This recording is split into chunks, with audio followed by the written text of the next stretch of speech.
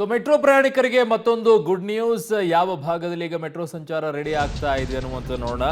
18.5 kilometre 18.82 kilometre ದೂರದ ಎಲ್ಲೋ metro ಈಗ testing ಆಗ್ತಾ ಇದೆ.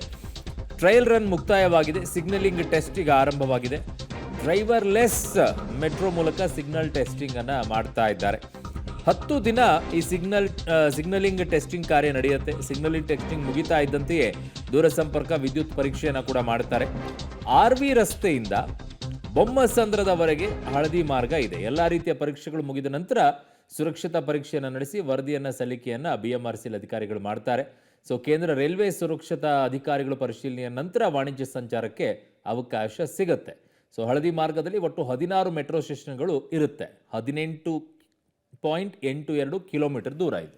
ಸೊ RV ರಸ್ತೆಯಿಂದ ಬೊಮ್ಮಸಂದ್ರದವರೆಗೆ ಹಳದಿ ಮಾರ್ಗ ಇರೋದು. ಒಟ್ಟು 16 ಮೆಟ್ರೋ ಸ್ಟೇಷನ್ಗಳು ಇದರ ಮಧ್ಯದಲ್ಲಿ ಬರುತ್ತೆ. ಇನ್ನೂ ಸ್ವಲ್ಪ ದಿನ ಸಮಯಾವಕಾಶ ಇದು ತೆಗೆದುಕೊಳ್ಳುತ್ತೆ.